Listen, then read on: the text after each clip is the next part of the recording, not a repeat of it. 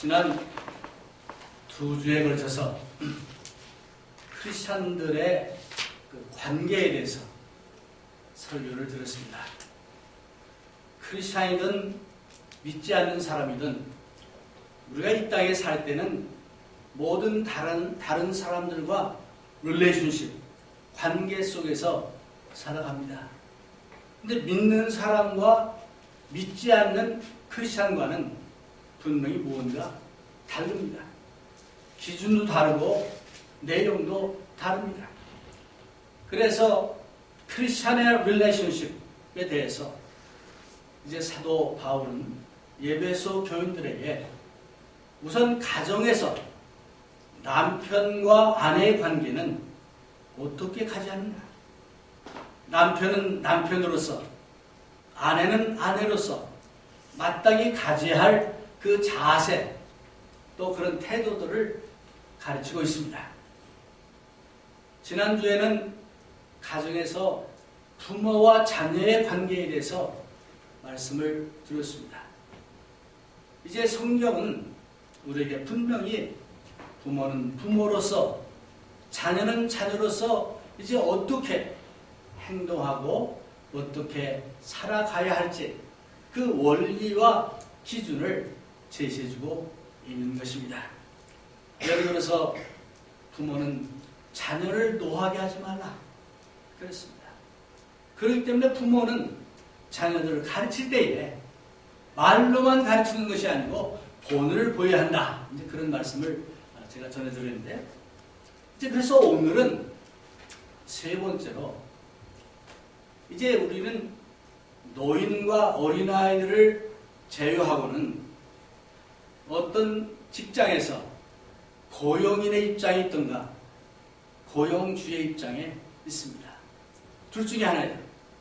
고용주가 되든 고용인이 되든 둘 중에 하나인데 그 관계, 그 릴레이션십은 어떻게 가져야하느냐 하는 것을 사도 바울이 여기서 말씀을 가르쳐 주고 있습니다. 성경이 쓰여질 당시에 그때는 로마 제국이 이제 팔레스타인을 유시해서 그 동남아, 그 유럽과 그 소아시아 이런 전 지역을 다스릴 때입니다. 그래서 이제 그때 그 로마 제국 시대에는 노예들이 많았습니다. 지금 같지 않았어요. 노예가 많아가지고 작게는 30%에서 많게는 45%까지 지역에 따라서 노예들이 많이 있었습니다.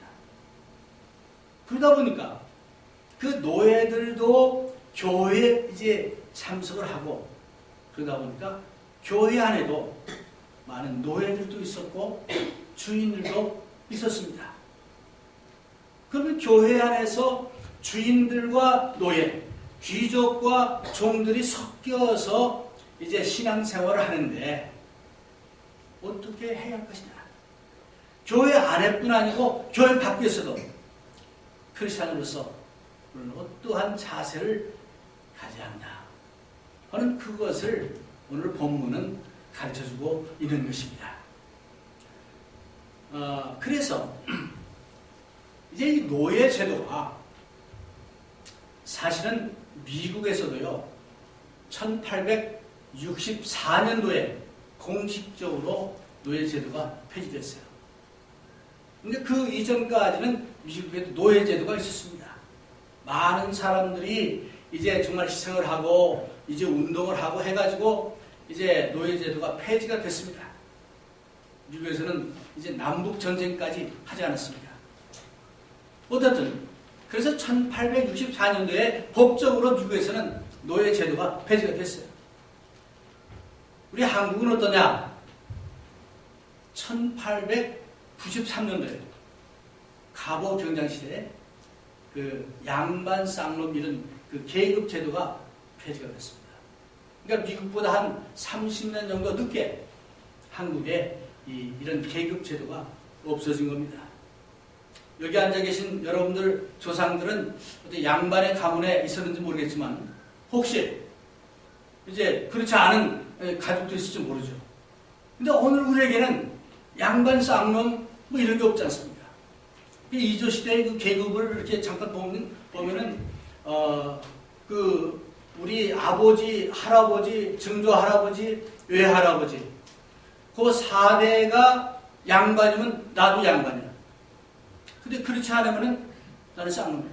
뭐 이런 식의 그랬었는데 없어졌잖아요. 그래서 정말 할렐루야 감사한데 오늘날에는 주인과 종의 관계 또는 노예와 주인의 이런 관계가 없어졌습니다. 그렇다면 이 말씀이 오늘 우리에게 무슨 의미가 있겠냐 라고 우리가 생각할 수 있는데 어쩌면 이 관계 속에서 어떤 그 원리를 우리가 찾아볼 수 있지 않나 그런 얘기입니다. 오늘은 주인과 노예의 관계는 아니지만 고용주와 고용인의 관계 그런 관계 속에서 크리스찬들은 어떻게 자세를 취해야 되느냐 하는 그 원리가 오늘 본문 말씀에 있는 것입니다. 그럼 먼저 고용인의 입장에서 한번 이 성경 말씀을 우리 같이 공부해 봅시다. 종들아 이걸 좀 고용인으로 바꿔보죠. 고용인들아 두려워하고 떨며 성실한 마음으로 육체에 상전에게 순종하기를 그리스도께 하듯하여 이 종업원의 자세는 이 로마 제국 시대는요 우리가 잘 아는 아리스토텔레스 잘 알잖아요. 그 아리스토텔레스는 노예를 어떻게 여겼느냐? 노예는 농사 짓는 도구 중에 하나다. 그렇게 생각했어요. 그러니까 노예들은 인권도 없고 없어요. 하나의 소유물과 같이 이제 여겨졌던 그런 시대인데, 그 베라라는 사람은 그 농사를 짓는데 3가지 도구가 있다. 3가지. 하나는 말하는 도구, 노예예요. 2번째는 말 못하는 도구, 짐승들, 소나 뭐 이렇게 할 때. 그 다음 3번째는 농기구. 노예라는 게, 그래서 아리스토텔레스 같은 경우도 주인과 귀족과 노예는 절대 어떤 릴레이션십을 가질 수 없다라고 그들은 주장했어요. 그런 시대에 또 그런 철학과 사상이 있던 시대에 기독교가 들어온 거예요. 로마처럼. 그래서 기독교 안에서는 우리 저 시간에 말씀드린 대로 너희는 피차 어떻게? 복종하라 그랬잖아요. 그러면서 남편과 아내의 관계, 부모와 자녀의 관계를 얘기하고 있습니다. 자, 그래서 그걸 염두에 두고 한번 이 말씀을 찾아보겠습니다. 5절에 보니까 두렵고 존경하는 마음으로 주인에게 복종하십시오. 크리스찬들은 그 당시에 크리스찬 노예들은 그 주인에게 두렵고 존경하는 마음으로 주인에게 복종하라 그랬어요. 이 크리스찬의 노예의 그 대할 자세를 그래서 몇 가지 사도 바울이 구체적으로 제시하는데, 첫 번째는 뭐냐? 두려운 마음으로 주인에게 복종하는데, 여러분 두려운 마음으로 복종한다는 건 무슨 뜻입니까? 두려운 마음으로 복종한다는 것은 정말 조심해서 주의해서 주인을 대하라 그런 얘기예요.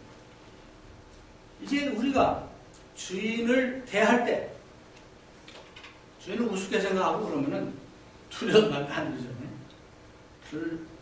두려운 마음으로 갖지 않으면 자기도 모르게 해이해지죠. 그래서 어떤 자기에게 주어진 그 임무를 제대로 실천하지도 않죠. 근데 여기 보니까 크리스찬 노예들은 두려운 마음으로 주인에게 복종하라 라고 되었습니다. 이제 옛날 우리가 스승들을 대할 때 한국에서는 스승에 뭐도 밟지 않는다? 그림자도 밟지 않는다. 한때 유교에서 그걸 가르쳤죠. 근데 오늘날은 그림자는 둘째 두고 스승을 그냥 두드려 패기까지 하는 이런 시대가 좀 되어버렸습니다. 그래서 두렵다 하는 말은 바로 그런 얘기예요. 그러니까 그 종업원으로서 이제 크리스찬이 특별히 주인을 대할 때 그런 마음으로 대해야 된다 라고 사도 바울은 얘기합니다. 그렇다면 전우단 그거 옛날 캐캐묵은 옛날 얘기지. 오늘날 그런 자세로 주인을 대하는 것은 시대착오적인 그런 게 아닙니까? 어떻게 보면 시대착오적이죠. 오늘날의 시대는 맞지 않은 얘기죠. 그러나 이것이 하나님이 우리에게 주시는 명령입니다. 하나님이 우리에게 주시는 교훈입니다. 그래서 우리 고용인의 입장에서 고용주를 대할 때 이런 마음으로 대해야 된다. 두 번째 보니까 존경하는 마음으로 대하라. 아니, 존경받을만 해야 존경을 하지. 우리 주인은 절대 존경 못합니다. 몰라서 하는 얘기지. 그런 사람도 많이 되죠.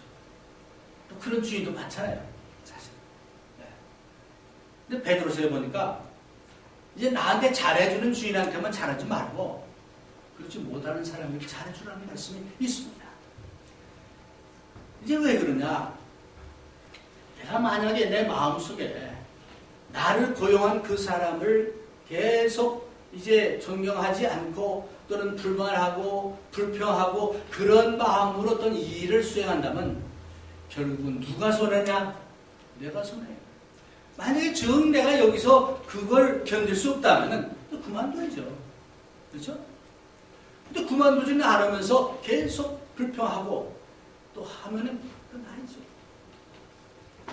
로마 제국 시대에는 노예들은 선택도 없었어요. 지금은 내가 마음에 안 들면 오케이, 나 그만둬 하고 사표 내고 이제 떠나가면 그만인데 그 당시에는 노예가 그런 권리가 없었어요. 그러니까 그 노예들이 그런 마음으로 주인을 섬기라 그랬습니다.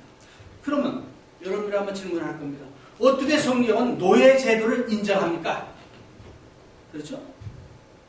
마치 노예 제도를 인정하는 것처럼 여기서 보이죠. 근데 그건 아닙니다. 왜? 우리 예배소서 5장 21절을 보니까 피차 서로 복종하고 이제 피차 사랑하는 했어요. 그런데 사도 바울이 하나님의 말씀을 통해서 우리에게 주신 교훈은 이제 기독교가 어떤 그 사회혁명을 일으켜가지고 정말 주인을 몰아내고 뭐 그거 하라는 얘기가 아니고 그런 서서히 노예는 노예로서 주인은 주인으로서 크리스찬의 마음을 가질 때 여기 보니까 죽게 하자는 마음으로 할 때 사회가 변하고 개인이 변하는 그런 역사를 통해서 그 기독교의 그 영향을 통해서 노예 제도가 폐지된 것을 압니다.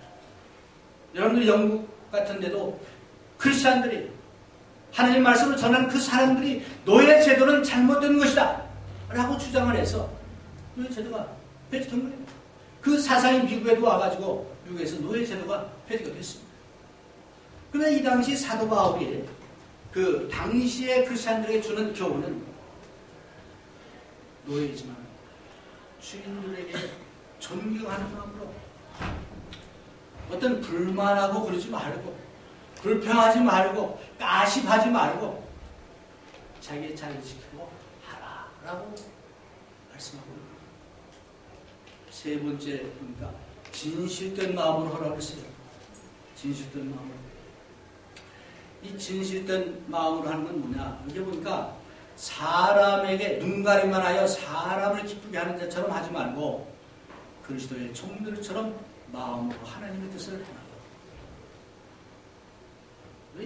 주인들의 입장에서 보면요, 저 우리 고용이는 저 사람은 바지 못해서 하는 사람들, 엉터리를 하는 사람들, 내가 지킬 때만 잘하는 사람들, 할 겁니다.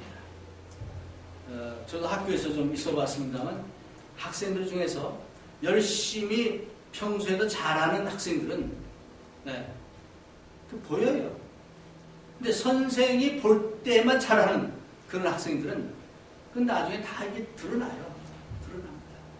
그래서 여기서 보면은 사람을 기쁘게 하는 자처럼 하지 말고 그리스도의 청들처럼 마음으로 하나님께 이제 하나님 뜻을 합니다.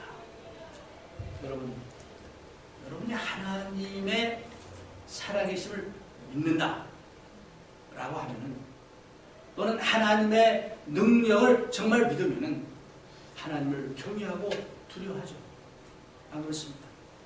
그렇기 때문에 그 하나님께서 나의 모든 이 겉만 보는 것이 아니고 속까지 보시는 하나님이라고 우리가 믿는다면, 사람이 보든 말든 주인이 보든 말든 내 어떤 그 모습을, 참모습을 보일 수밖에 없다. 그래서 여기 예배소 교인들을 향해서, 사실 이 말씀을 들었던 그 예배소 교인들 중에도, 또 노예들 중에도 아마 속으로 답답한 그런 마음을 가졌던 분들이 있을 겁니다. 파울 선생님, 이게 정말 실정 모르는 말씀 아닙니까? 내가 얼마나 힘들고 우리 주인이 얼마나 참 무자비하고 뭐 그런지 아십니까? 그런 사람도 있었을 겁니다. 그럼에도 불구하고 사도 바울이 이 말씀을 그들에게 전했어요. 네. 왜 그러냐? 나중에 보면은 그런 그 진실된 모습을 보일 때 주인은 물론 다른 주변 사람들도 저 사람이 진짜 예수를 믿는 사람이다. 진짜로 하나님을 섬기는 사람이다. 알 수 있다는 거예요. 그런 우리 태도를 통해서 그리스도의 복음이 전해지고 또 예수 그리스도의 그 나라가 확장되는 것을 이제 그들이 알 수 있다. 그래서 이제 우리가 고용인들이 일을 할 때 주께 봉사하듯이 하라. 참 좋은 말입니다. 우리가 뭐 할 때 주께 봉사하듯이, 우리가 하나님께 또는 주님께 봉사할 때 건성건성 하지 않죠.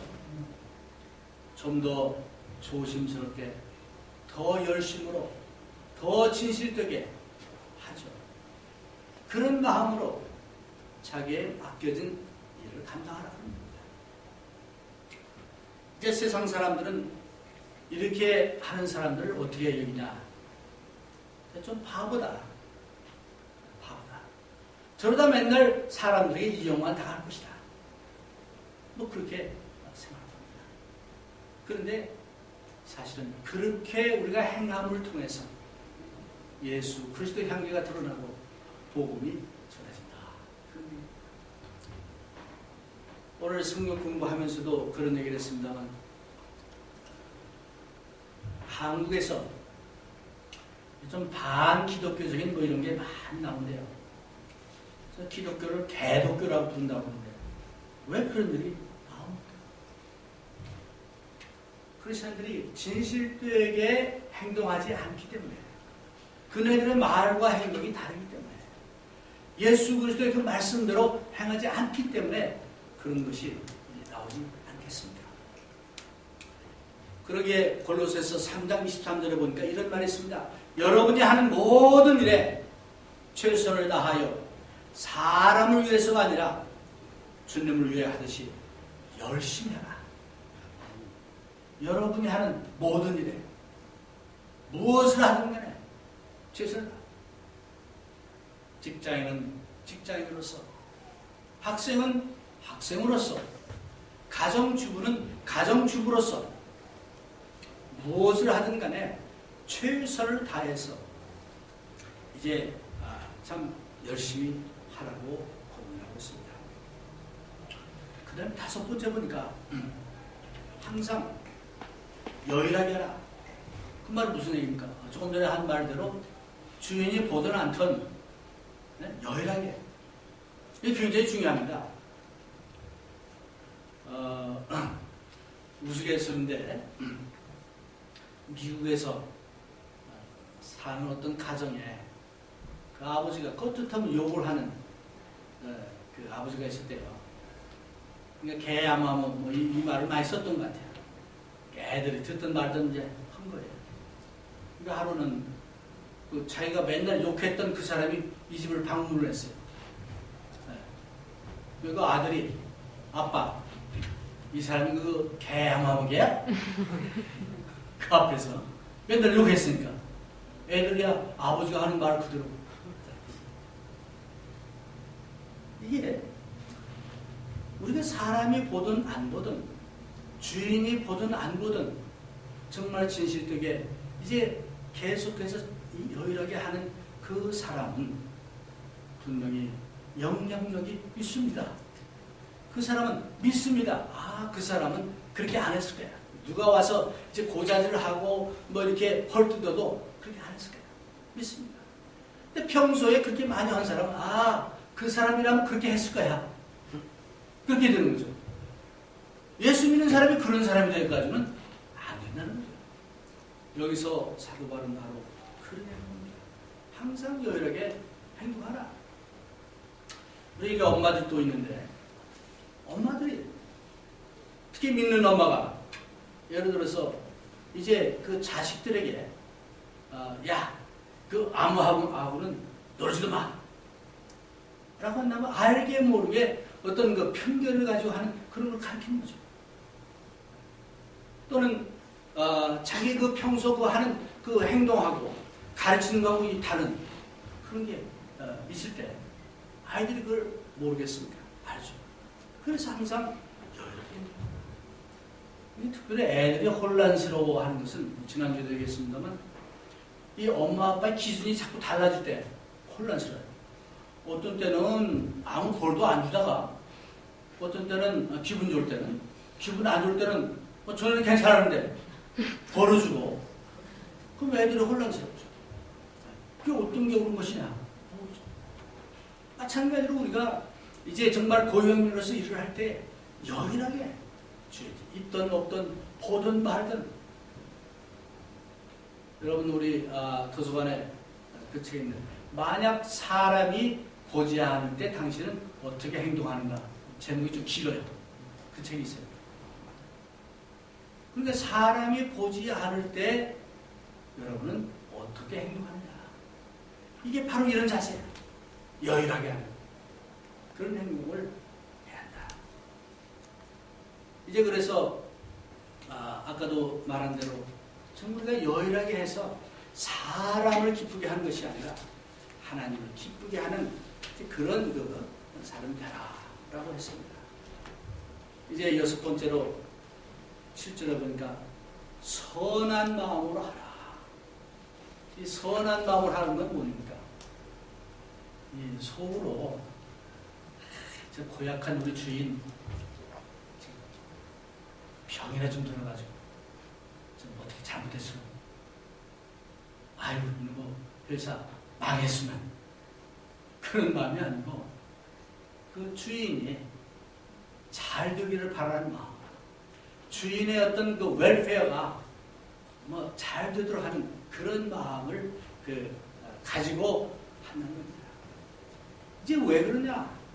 우리가 주님을 섬길 때는 정말 예수님을 섬길 때는 그런 마음을 하지 않습니까? 예수님이 하라고 하시니까 기쁜 마음을 합니다. 예수님의 명령이니까 제가 이렇게 합니다. 그런 거 아닙니까? 예수님이 어려운 어떤 이걸 하니까 예수님 내가 기분 좋을 때는 뭐 예수님을 이제 좋게 했다가 나쁘면 뭐 나쁘게 그러지 않습니다. 마찬가지로 선한 마음으로 이제 선한 뜻을 가지고 이렇게 섬기라라고 여기서 말하고 있습니다. 그러면서 8절에 보니까 이는 각 사람이 무슨 선을 행하든지 종이나 자유하는 자나 주에게 그대로 받은 줄을 압니다. 사도 바울은 꼭 끝에 가서는 이런 얘기를 합니다. 분명히 이렇게 하면은 당장은 손해를 볼 수 있어요. 네. 우리 그 거행수 자매님이 오늘 오셨는데 지금 유대인들이 뭐 9일 동안 뭐 빨래를 앓는 뭐 그런 뭐가 온대요. 그래서 가게를 열어야 하는데 그래서 못 온다. 제가 하나님 말씀을 권면했어요. 그랬더니 가게를 문을 닫고 지금 오셨어요. 할렐루야. 네. 선한 마음이에요. 정말 내가 하나님이 살아계신 하나님을 난 섬기겠습니다. 그런 마음으로 오신 겁니다. 아까 우리 김종현 형제님, 제가 이 좋은 평판을 많이 들었어요. 훌륭하신 어머님도 계시고 아버님도 계시고 뭐 그런 것도 있지만 아주 그 여일하게, 그것도 발렌티어로 자발적으로 양로원에 가서 그 할머니 할아버지를 위해서 기쁘게 하고 봉사하고 섬기고, 야 대단해. 정말 그 마음 속에 그 선한 마음이 있는 거예요. 제가 말하기에는 정말 그 마음 속에 예수님께서 주님이 되셔가지고, 그 아까 495장 내 영혼이 은총이고 그 가사처럼 정말 예수님이 내 마음에 오셔서 이제 옛날의 삶, 내 삶과 지금의 삶은 변화가 돼가지고, 옛날은 지옥 같은 그런 거였는데 지금은 천국이다. 어딜 가도 천국이다. 옛날에는 정말 나 혼자 이렇게 살았는데 예수님이 나와 함께 하니까 얼마나 감사하냐. 할렐루야. 그런 찬양 아닙니까? 그런 마음으로 하신다면은 제가 보기에는 엄청난 파급 효과를 가져오고, 많은 할머니 할아버지들에게 정말 살아계신 하나님을 증거하고 예수님을 증거할 수 있으리라 저는 믿습니다. 아멘. 아멘. 우리 너무나 보기 좋습니다. 그래서 누가 시켜서 아니잖아요. 좋아서. 우리가 고용인의 그 자세 중에서 정말 그런 자세를 가질 때, 그런 고용인을 싫어하는 고용주가 어디 있겠습니까? 자, 한번 질문을 해보겠어요. 여러분이 크리스찬 종업원으로서 이 대답을 한번 스스로 한번 해보세요. 나는 믿을 수 있는 직원인가? 제 시간에 출근하고 두둑이한 경우에는 주인에게 미리 연락을 하고, 또 주어진 그 일에 또 자기 직장에 감사하는 마음을 갖고 있는가? 나는 최선을 다하는 직원인가? 주인이 보든 보지 않든 최선을 다하고 있는가? 내 하는 일에 대해서는 최고가 되려고 노력하고 있는가? 무엇을 하든 나는 다른 사람의 공을 가로채지는 않는가? 이 사회는 살벌해가지고 잘못한 거는 남이 탓이고 잘한 거는 자기가 한 것도 아닌데 남이 그걸 가로채는, 이게 말이야. 그런데 나는 다른 사람의 공을 가로채지 않고 돌려주고 있는 거야. 나는 내가 하는 일에 대해서 기쁘게 하는 거야. 정말 자발적으로 하고 있는 거야. 여러분, 그 직장에 가보면요, 우체국에 가보면은 전에 제가 좀 근무를 했었는데 하나에서 10가지 다 불평해요. 한 사람도 기쁘게 감사하게 말하는 사람 못 봤어요. 왜 그렇게 불평이 많은지. 아니 그 직장을 통해서 먹고 살고 있고 정말 베네핏도 좋고 뭐 등등 많이 하는데 그렇게 불만이 많아요. 네. 그래서 여러분이 스스로 질문할 때 나는 정말 내 하는 일을 기쁘게 합니다. 많은 직장인들이 월요병이라는 게 걸립니다. 월요병. 월요일날 직장 안 갔으면. 우리가 사도 바울이 주신 그 말씀, 정말 그런 크리스천이 된다면 그런 병에 안 걸리시죠. 조진이 감사하죠. 또는 뭐 너무 기니까 예를 들어서 나 같은 종업원이 많다면은 우리 직장이 잘 될까 망할까 한번 질문해보세요. 나 같은 고용인이 많다면 시간만 떼고 그저 볼 때만 하는 것처럼 하고 그런 사람이라면, 그런 사람만 모인 그런 직장이라면 그 직장이 돌아가겠습니다. 마지막으로 나 같은 종업원을 내가 주인이라면 고용할까? 나 같은 사람을 고용할까? 무슨 말이지? 사실은 우리가 크리스찬 정말 진심으로 하나님을 믿는다면 모든 고용주들이 기쁘게, 야, 정말 내가 이런 사람을 오래오래 기다렸는데 드디어 사람을 만났다. 그런 사람이 돼야 하는 겁니다. 왜? 예수님께서는 너희는 세상의 소금이다. 너희는 세상의 빛이다. 라고 말씀했습니다. 빌립보서 2장 16절에 보니까 너희는 그 어둠 속에서 모든 사람을 밝히는 것이다. 밝히는 그런 빛의 역할을 해야 됩니다. 그런 사람이 된다면 그런 고용인을 고용하지 않는 그런 고용주가 되겠습니다.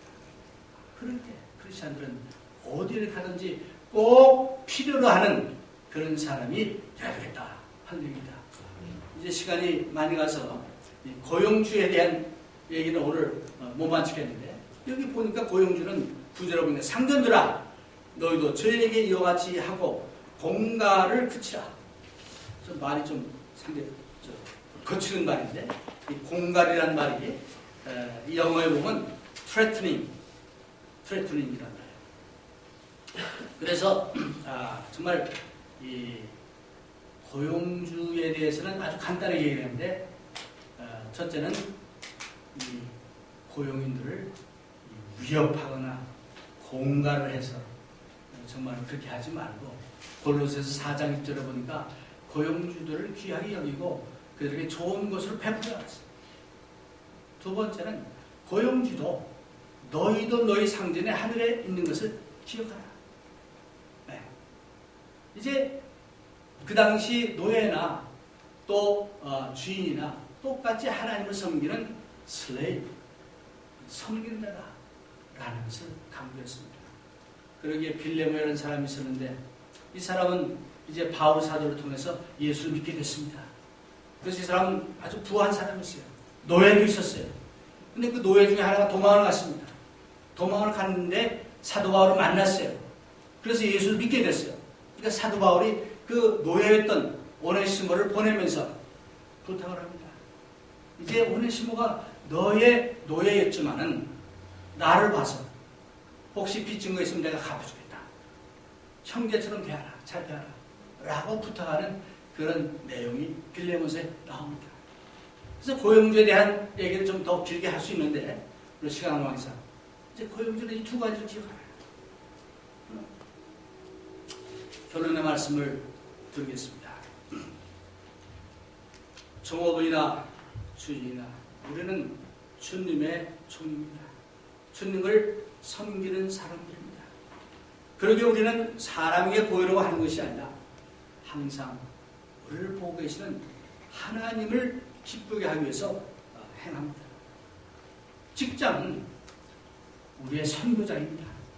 하나님께서 주신 아주 좋은 선교의 장입니다. 그래서 하나님께서 우리에게 맡겨주신 정말 실질적으로 내가 믿음으로 이제 경건한 모습을 통해서 보여줄 수 있는 그런 것이 우리의 직장입니다. 그 직장에서 불평, 불만, 게으름 이런 것으로 만약 생활한다면 하나님을 욕되게 하는 것입니다. 그리고 어느 직장에서 일하는 여러분들의 말과 행동을 통해서 다른 사람들에게 감화 감동을 주고 무엇보다도 그리스도의 복음을 증거할 수 있는 그런 여러분들이 되시기를 주의 이름으로 권면해 드립니다. 아멘.